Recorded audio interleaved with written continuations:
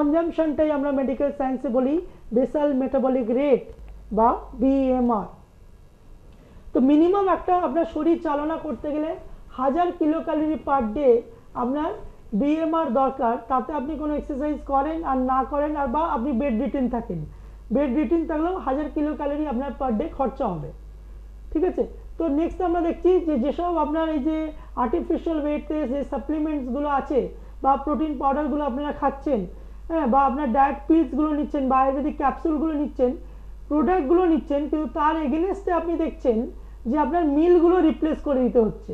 তাহলে এই যে মিলগুলো আপনারা রিপ্লেস করছেন, এই রিপ্লেসের জন্যে কিন্তু যেহেতু বডি ক্যালোরি পাচ্ছে না, তার জন্যে ওয়েট লসটা হচ্ছে। তো কোনো সাপ্লিমেন্ট বা কোনো মেডিসিন, হ্যাঁ, বা কোনো আয়ুর্বেদিক ক্যাপসুল এখনও সারা পৃথিবীতে তৈরি হয়নি যেটা দিয়ে ডাইরেক্ট ফ্যাট লস হয় বা আপনার ওয়েট লসটা হয়। তো আমরা এখন বুঝতে পারলাম যে কি ফান্ডা আর আমরা কিভাবে বোকা বেনে যাচ্ছি। তো সেখানে আমরা দেখব যে ব্রেকফাস্টে ধরুন আপনাকে দেওয়া হলো যে আপনি ব্রেকফাস্টটা আর আপনার লাঞ্চটাকে আপনি স্কিপ করে দিন, তার জায়গায় এই প্রোডাক্টটা আপনি খান বা প্রোটিন পাউডারটা খান। তো যেখানে আমরা দেখছি যে 100 kilo calorie to 150 kilo calorie আপনার ব্রেকফাস্টে দেওয়া হচ্ছে। মেবি এক গ্লাস আপনি দুধ নিচ্ছেন, তাতে 3 চামচ বা 15 গ্রাম বা 20 গ্রাম আপনি প্রোটিন পাউডার দিয়ে দিচ্ছেন, দিয়ে গুলে ওটা খেয়ে নিচ্ছেন। নেক্সট পরে আমরা দেখবো যে লাঞ্চ ঠিক একইভাবে 150 টু 200 কিলো ক্যালোরি। তাহলে ওখান থেকে যে এনার্জি পাচ্ছেন মিনিমাম 150 টু 200 কিলো ক্যালোরি আপনারা এনার্জি পাচ্ছেন। অ্যান্ড ডিনারে দেখবো মেবি আপনাকে রুটি আর সবজি খাওয়ানোর জন্য বলা হচ্ছে বা অন্যান্য হয়তো আপনি রাইস ইনটেক করছেন, যার টোটাল হয়তো ক্যালোরি ভ্যালু আমরা দেখবো যে হয়তো 200 কিলো ক্যালোরিজ। তাহলে টোটাল আমরা যদি মিক্স করি দেখবো যে 450 টু 500 কিলো ক্যালোরি আপনাকে দেওয়া হচ্ছে সারাদিন। আপনার শরীর অনলি 500 কিলো ক্যালোরি পাচ্ছে এবং আপনার শরীরের দরকার কিন্তু কোনো অ্যাক্টিভিটি না করলেও আপনি 1000 কিলো ক্যালোরি দরকার। তাহলে 500 কিলো ক্যালোরি আপনার ডেফিসিট হচ্ছে থ্রু ডায়েট। তাহলে আপনার শরীর পাচ্ছে না, 500 কিলো ক্যালোরি কম পাচ্ছে। যেহেতু 500 কিলো ক্যালোরি কম পাচ্ছে, তো সেখানে গিয়ে আপনার রেজাল্টটা হচ্ছে যেটা আপনার কজেস আমরা দেখছি যে ওয়েট লস।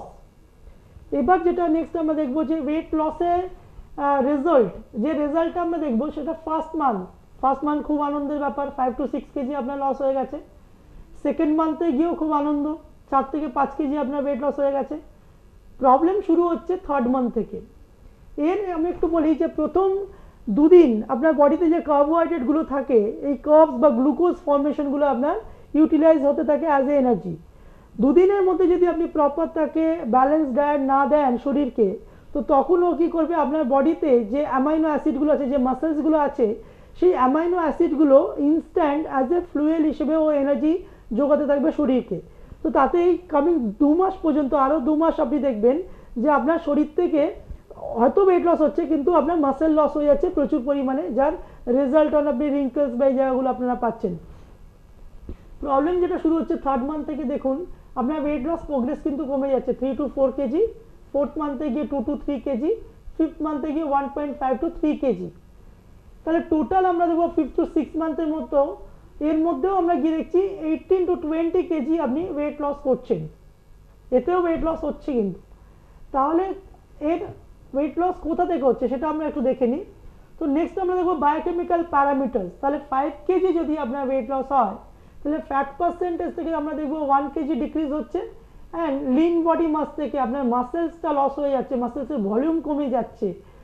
সেখান থেকে আমরা দেখবো যে 4 কেজি আপনার লস হচ্ছে, যেটা আমরা দেখবো আনহেলদি ওয়েট লস বা অবৈজ্ঞানিক উপায়ে আপনার ওয়েট লসটা হয়েছে। তার সাইড এফেক্ট আপনার যেহেতু মাসেল লস হয়ে যাচ্ছে বা আপনার বডি যতটা নিউট্রিয়েন্ট পাওয়ার কথা সেই নিউট্রিয়েন্টগুলো পাচ্ছে না, বা যা যা নিউট্রিয়েন্টের দরকার সেইগুলো পাচ্ছে না, তো আপনার বডি কি হচ্ছে, ম্যাল নিউট্রিশন হয়ে যাচ্ছে। এই ম্যাল নিউট্রিশনের জন্য আমরা প্রচুর ভয়ঙ্কর ডিজিজগুলোকে কিন্তু আমরা আমাদের অজান্তেই ওয়েলকাম করছি। তার মধ্যে আমরা যেটা দেখবো যে অস্টিওপোরোসিস, যে আপনার বোনগুলো আস্তে আস্তে হোল হোল হোল হোল হয়ে যাচ্ছে, osteo arthritis, slip disc, hormonal imbalance, হয়তো আপনি ডায়াবেটিস বা আপনার থাইরয়েডে আছে, আপনি ওয়েট লস করতে চাইছেন, এগেন আপনি দেখলেন প্রোডাক্টগুলো খাওয়ার পরে আপনার আবার হরমোনাল ডায়াবেটিস চলে এসছে, আপনার হাইপোথাইরয়েড চলে এসছে, বা হরমোনাল অনেকে দেখবেন প্রোডাক্টগুলো খাওয়ার পরে আপনার পিরিয়ডস বন্ধ হয়ে গেছে। আপনার মেয়ের অনেকেই আমরা প্রচুর লোক আসে, আমরা দেখি যে পিরিয়ডসগুলো আপনাদের অফ হয়ে গেছে। এবং এই আনসাইন্টিফিক ওয়ের জন্য আপনি ডায়াবেটিসেও আক্রান্ত হতে পারেন, হাইপোথাইরয়েড হেয়ার ফলিং হতে পারে, প্রচুর পরিমাণে দেখবেন চুল উঠে যাচ্ছে, সিক হয়ে যেতে পারেন, হ্যাঁ, যে আপনারা হসপিটালাইজড হয়ে যেতে পারেন ডাইরেক্ট। আপনাদের যেহেতু মাসেল লস হয়ে যাচ্ছে সেই জন্য সারা বডিটা তুলো তুলো মতো হয়ে যাচ্ছে, লুজ হয়ে যাচ্ছে, স্কিনগুলো ঝুলে যাচ্ছে, রিঙ্কলস হয়ে যাচ্ছে, ইনক্লুডিং ক্যান্সারের মতো ভয়ঙ্কর রোগকে আপনি ওয়েলকাম করতে পারেন।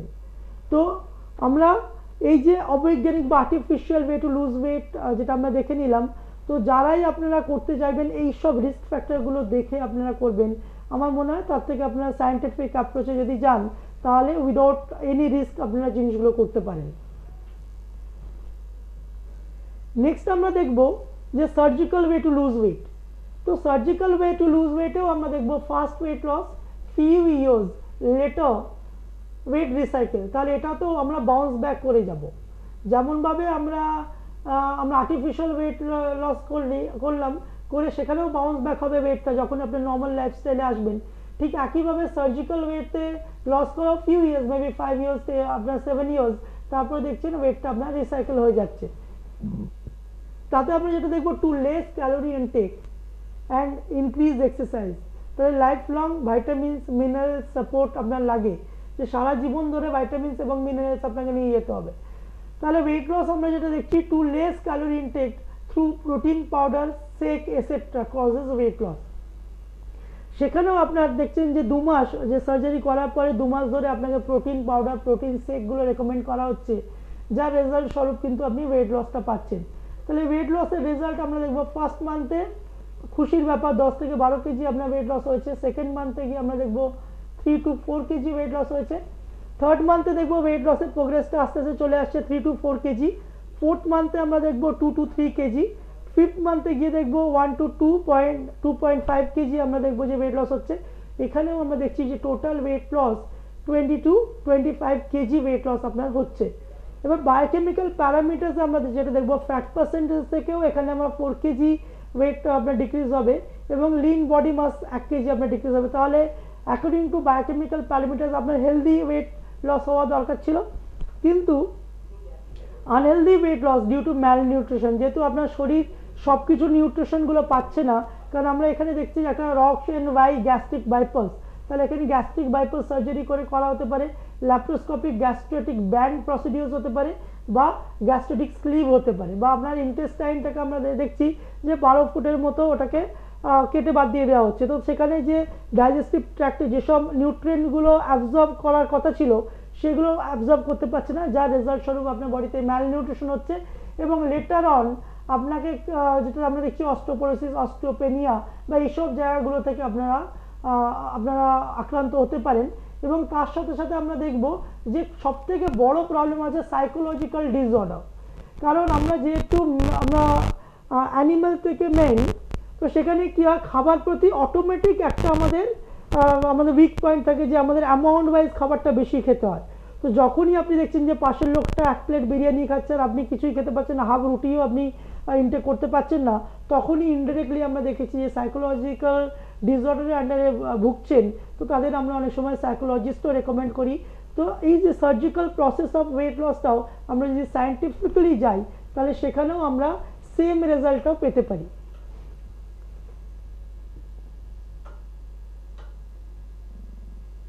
নেক্সট আমরা যেটা দেখব সেটা হচ্ছে common causes of weight gain. এবার আমরা দেখে নেবো যে কীভাবে মিনিমাম ছোট ছোট ব্যাপারে আমরা যদি জানতে পারি তাহলে ভালো ম্যানেজমেন্ট আমরা করতে পারবো।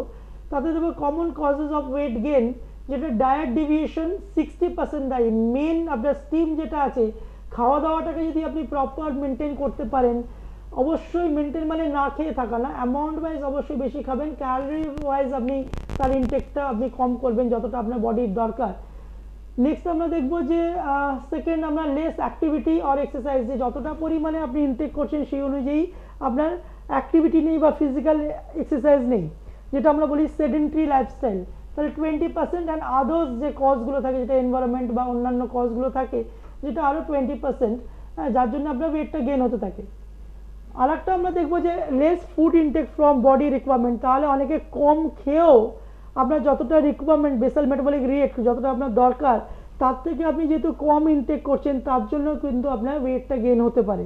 মেবি অনেক সময় আমরা দেখি যে after long gap heavy eating, তাহলে অনেক সময় খাচ্ছেন না, সারাদিন হয়তো 2 বা 3টে মিল নিচ্ছেন, কিন্তু 6 ঘন্টা পরে আপনি 2টো রুটি আর সবজি হয়তো ইনটেক করছেন, তাহলে এই 2টো রুটিটা আপনার বডিতে স্টোর হয়ে যাবে ফর ফার্দার ইউজেস, কারণ আপনার বডি ফাস্টিং মোডে চলে যায়।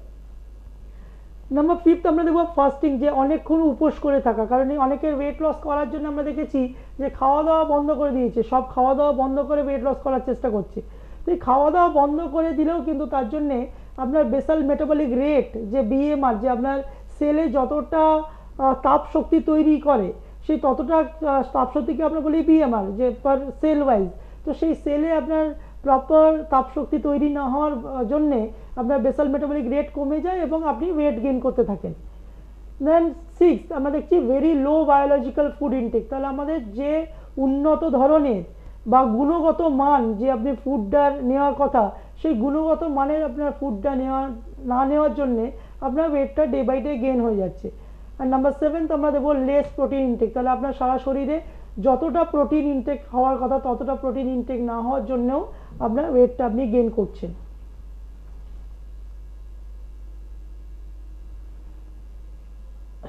আমরা অনেক সময় যেটা দেখে থাকি সেটা হচ্ছে আপনার নর্মাল হয়তো ডায়েট করছেন, আপনার নর্মাল এক্সারসাইজগুলো করছেন, ডায়েটও আপনার ঠিক আছে, এক্সারসাইজও ঠিক আছে, কিন্তু তার সত্ত্বেও আপনার ওয়েট বেড়ে যাচ্ছে, বা হঠাৎ অ্যাডোলেসেন্ট ফেজে দেখছি আপনার ওয়েটটা একই ছিল কিন্তু হঠাৎ ওয়েটটা বেড়ে যাচ্ছে, ঠিক আছে, তো তখনই আপনার কোশ্চেন মার্কস আসা উচিত, বা সেই সময় আপনি আপনার রেসপেক্টিভ ডক্টরের সাথে কনসাল্ট করতে পারেন যে আপনার হঠাৎ ওয়েটটা বেড়ে গেল কেন, মানে দেখছেন 4-5 মাসে 10 কেজি আপনার ওয়েটটা বেড়ে যাচ্ছে। তো সেখানে আমরা যেটা দেখি অনেক সময় মেডিকেল কিছু ডিজিজ থাকে, তো মেডিকেল ডিজিজের জন্য আপনার ওয়েটটা বাড়তে পারে, সেই জন্য আমরা দেখব যে মেডিকেল অ্যাসপেক্ট কজেস ওবেসিটি, যে কিছু কিছু মেডিকেল প্রবলেম আছে যেটা আপনার ওয়েট গেইন করতে পারে বা হরমোনাল ডিসব্যালেন্স হয়ে যেতে পারে। তো sign and symptoms of disease causing obesity, complication of obesity, understanding basic of medical management, approach not losing weight through normal management, তো অনেকে প্রচুর চেষ্টা করছেন কিন্তু তবুও তার আপনার ওয়েট লস হচ্ছে না। তো সেখানে commonest causes of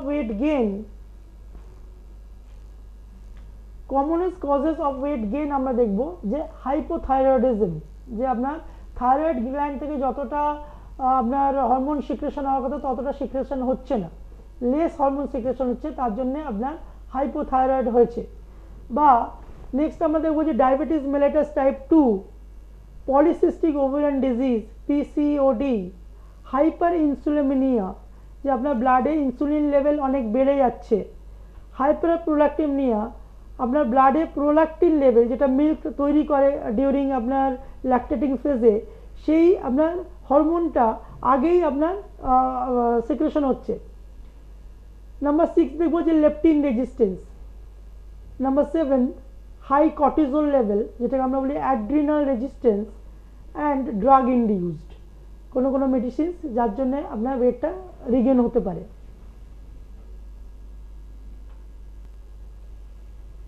এবার আমরা দেখে নিই হাইপোথাইরয়েডিজম কি কি আপনি সিমটম পাবেন। তো সেখানে আমরা যেটা দেখব সেটা আমরা নাম্বার 1 ওবেসিটি বা ওয়েট গেইন হয়ে যাচ্ছে হঠাৎ। নাম্বার 2 স্কিন টেক্সচার ডাল, তো আপনার স্কিন প্রচণ্ড রাফ বা শুষ্ক হয়ে যাচ্ছে। Number 3 puffy face and bloated look, যে আপনার মুখটা মনে হচ্ছে খুব বেশি বড় হয়ে যাচ্ছে বা খুব বেশি সোয়েলিং হয়ে যাচ্ছে ফেসে। নাম্বার 4 ফিট সলেন, পা ফুলে যাচ্ছে আপনার। নাম্বার 5 নট লুজিং ওয়েট, প্রচুর চেষ্টা করছেন তবুও ওয়েট লস হচ্ছে না। নাম্বার 6 কনস্টিপেশন, এর জন্য কনস্টিপেশন হচ্ছে। নাম্বার 7 টায়ার্ডনেস, আপনি কোনো কাজ করতে পারছেন না, সবসময় ঘুম ঘুম পাচ্ছে, একটু কাজ করলেই আপনার ক্লান্তি ফিল হচ্ছে। নাম্বার 8 ডিক্রিজ পালস রেট, তাহলে আপনি যদি নিজের পালসটা দেখেন দেখবেন আপনার পালস রেটটা ডিক্রিজড হয়ে যাচ্ছে, যেটাকে আমরা মেডিকেল টার্মসে বলি ব্র্যাডিকার্ডিয়া।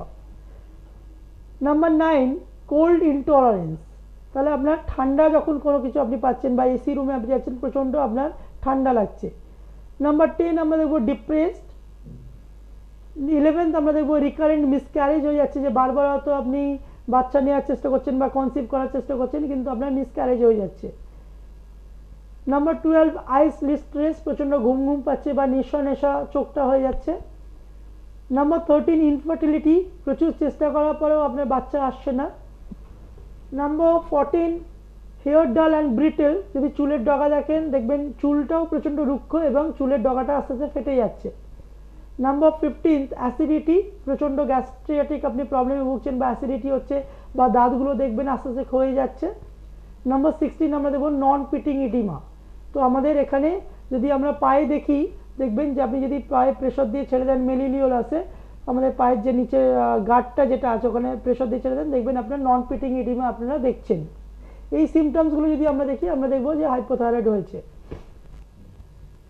নেক্সট আমরা দেখব যে পিসিওডি বা পলিসিস্টিক ওভারিয়ান ডিজিজ, এটা একটা গাইনোকোলজিক্যাল প্রবলেম। তো যার জন্যেও আপনার ওয়েট রিগেন হতে পারে বা ওয়েট লস নাও হতে পারে। তো সেখানে আমরা দেখব মেনস্ট্রুয়াল ইরেগুলারিটিস, পিরিয়ডসটা আপনার প্রতি মাসে ঠিকঠাক হচ্ছে না। মেবি আমরা অ্যাজ এ এশিয়ান দেখি গরমের দেশ ওয়াইজ যে আপনার পিরিয়ডের ডেট থেকে 9 দিন পর্যন্ত নর্মাল, তারপরেই যদি আপনার ডিস্টারবেন্স হচ্ছে বা স্কিট হয়ে যাচ্ছে ডেটগুলো, তখনই আমাদের আসতে হবে যে ইরেগুলার মেনস্ট্রুয়াল সাইকেল আপনার হচ্ছে বা ইরেগুলারিটি হচ্ছে। কারোর অত আমরা দেখলাম 1 মাসে হয়নি, কারোর 2 মাস হয়নি, কারোর 6 মাসে, বা অনেকেরই আমরা দেখেছি যে 15-16 বছরেও আমাদের কাছে আসছে যেটা 2 বছর পিরিয়ডস হয়নি। তার রেজাল্ট স্বরূপ কী কী আমরা সিমটম বা কীভাবে বুঝবো বা কোন সময় ডাক্তারের পরামর্শ নেব, দেখবেন এই সময় আপনার মেয়ের ক্ষেত্রে বা মহিলাদের ক্ষেত্রে হেরিস্টিজম হচ্ছে, যেটা মেলের হওয়ার কথা সেই সময় পিউবার্টি ফেজে। তো আস্তে আস্তে সারা শরীরে হেয়ারটা খুব বেশি বেড়ে যাচ্ছে, গোপ হচ্ছে, দাড়ি হচ্ছে, এরকম টাইপের আপনারা পিকচারে দেখতে পাচ্ছেন। তার ফলস্বরূপ আর একটা আমরা দেখবো অ্যাকনে হচ্ছে। রাইট সাইডে যদি আপনি দেখেন দেখবেন আপনার ফেসে অ্যাকনে হতে পারে। অ্যাকনের আর একটা বড় কারণ আপনার যেটা আমরা দেখবো গাইনোকোলজিক্যাল প্রবলেম। তো অনেক সময় আমরা অ্যাকনে ট্রিটমেন্ট করি, অ্যান্টি অ্যাকনে ট্রিটমেন্ট।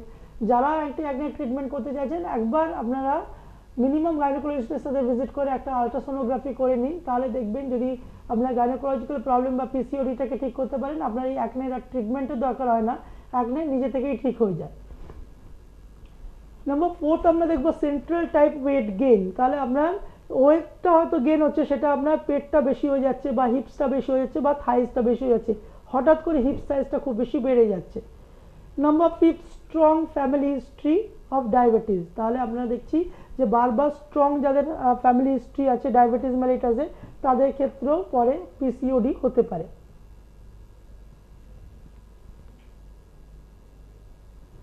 নেক্সট আমরা আসবো diabetes mellitus type 2 and insulin resistance. Diabetes mellitus type 2 যদি হয় বা ইনসুলিন রেজিস্ট্যান্স যদি আপনার হয়, তো আমরা যেসব সিমটমসগুলি দেখতে পাবো, নাম্বার 1 পলিইউরিয়া, ফ্রিকুয়েন্ট ইউরিনেশন, বারবার ইউরিনে আপনাকে যেতে হচ্ছে। Number 2 polydipsia, feel very thirsty, খুব বেশি তেষ্টা আপনি ফিল করছেন। নাম্বার 3 দেখবো পলিফেগিয়া, সেখানে আমরা দেখবো ফিল ভেরি হাংরি, প্রচুর পরিমাণে আপনার খিদে বেড়ে গেছে হঠাৎ। নাম্বার 4 দেখবো যে জেনারেল উইকনেস, প্রচণ্ড উইকনেস আপনি ফিল করছেন। Number 5 decrease resistance to infection, কোনো জায়গায় যদি একটু আপনার স্ক্র্যাচ হয়ে যায় বা কেটে যায় সেখান থেকে আপনার হিলিং হচ্ছে না। নাম্বার 6 দেখবো decrease ability to wound healing, তো সেখানে আমরা আগে যেটা বললাম যে ইনফেকশন হচ্ছে বা কোনোভাবে আপনার উন্ড হিলিং প্রপার হচ্ছে না। নাম্বার 7 আমরা দেখবো dehydration as a result of excessive water or electrolyte আপনার ইমব্যালেন্স। তো বারবার যদি আমরা ফ্রিকুয়েন্ট ইউরিনেশন যাচ্ছি বা প্রচুর যদি আমরা সেই অনুযায়ী আমরা ওয়াটার ইনটেক না আমরা করতে পারি, তো যেহেতু জলটা বেরিয়ে যাচ্ছে আমাদের বডি থেকে, তো আপনার ইলেকট্রোলাইট ইমব্যালেন্স হচ্ছে বা ডিহাইড্রেট হয়ে যাচ্ছে, যার কারণ হিসেবে আপনি দেখবেন স্কিন টেক্সচারও আপনার ডাল হয়ে যেতে পারে বা স্কিনের পিগমেন্টেশনগুলো আপনার আসতে পারে। নাম্বার 8 আমরা দেখবো there may be no symptom at all, যা যা সিমটম আমি বললাম সেই সব সিমটমসগুলো আপনার নাও থাকতে পারে।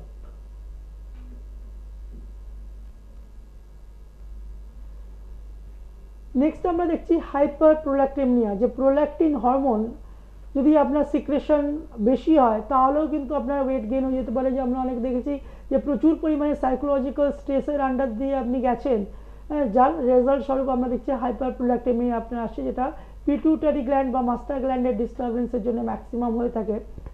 তো এই প্রোল্যাক্টিনের সময় অনেক সময় দেখেছি যারা ডিউরিং প্রেগনেন্সির সময় অনেকের মিল্ক সিক্রেশন হচ্ছে না, তো তাদের ক্ষেত্রেও হয়তো আমরা দেখতে পারি যে হাইপার প্রোল্যাক্টিনিয়া হয়ে যেতে পারে। ঠিক আছে, সেটাও দেখবো যে সেই সব মহিলারাও আন্ডার স্ট্রেসে তাদের লাইফটা লিড করেছেন, সেটা মেবি লিয়েন স্ট্রেসও হতে পারে। তো তার রেজাল্ট স্বরূপ আমরা দেখবো যে weight gain, hirsutism, headaches, menstrual irregularity, discharge from breast. তাহলে যদি আমরা দেখি যে আবার আপনার প্রোল্যাক্টিন লেভেল বেড়ে যাচ্ছে, তাহলে ব্রেস্ট থেকে নিপিল থেকে যদি আমরা একটু প্রেস করি দেখবো যে মিল্কের মতো কিছু বেরোচ্ছে বা কোনো রকম লিকুইড কোনো রকম পদার্থ আপনার বেরোতে পারে। নাম্বার আমরা লাস্ট দেখে নেবো সেটা হচ্ছে যে সেরাম প্রোল্যাক্টিন। আপনারা যদি এর ব্লাড টেস্ট করান তাহলে দেখবেন সেরাম প্রোল্যাক্টিন আপনারা দেখলে প্রোল্যাক্টিন লেভেলটা আপনার ব্লাডে অনেক বেশি হচ্ছে, যেটা রেফারেন্স রেঞ্জ নিয়ার অ্যাবাউট আপনার 10.6 to 23.6 depends upon lab wise আপনার ডিপেন্ড করে।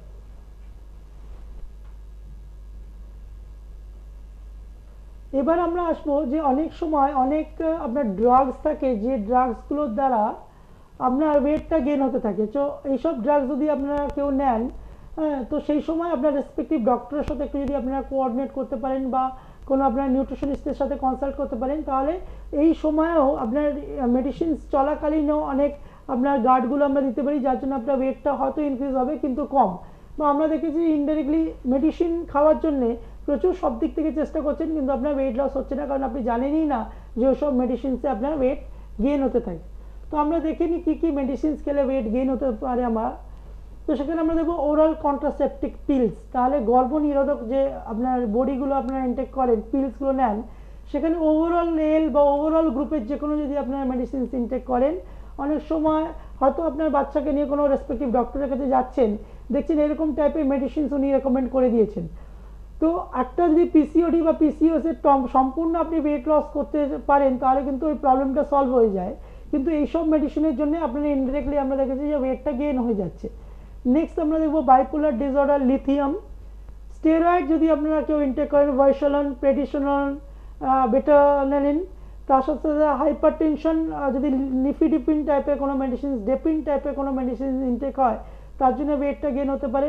Anti depression, tricyclic anti depression মেডিসিনসগুলোতে আপনার ওয়েট আপ হবে। অ্যান্টি কনভালশন, তো তাতে আমরা দেখবো ট্রেগাট্রল, ডায়ালেন্টিন, এগুলো আপনার ওয়েটটা গেইন করতে হেল্প করে। অনেক সময় ডায়াবেটিসের ক্ষেত্রেও আমরা দেখেছি অ্যান্টি ডায়াবেটিস, ইনসুলিন, যারা ইনসুলিন নিচ্ছেন তাদেরও আপনার ওয়েট গেইন হবে ইনসুলিন চলাকালীন। ডায়োনিল, পিয়াজো, রেজাল্ট, এরকম টাইপের গ্রুপে যদি আপনারা মেডিসিনস নেন, সালফানিউরিয়াস, তো সেই সব মেডিসিনসগুলোতে আপনার ওয়েটটা গেইন করে। Herbal medication and other indigenous medication, কিছু কিছু হার্বাল মেডিসিনস আছে যাতে স্টেরয়েডগুলো থাকে, যার জন্যে ইনডিরেক্টলি আপনার এটা ওয়েট গেইন হতে পারে।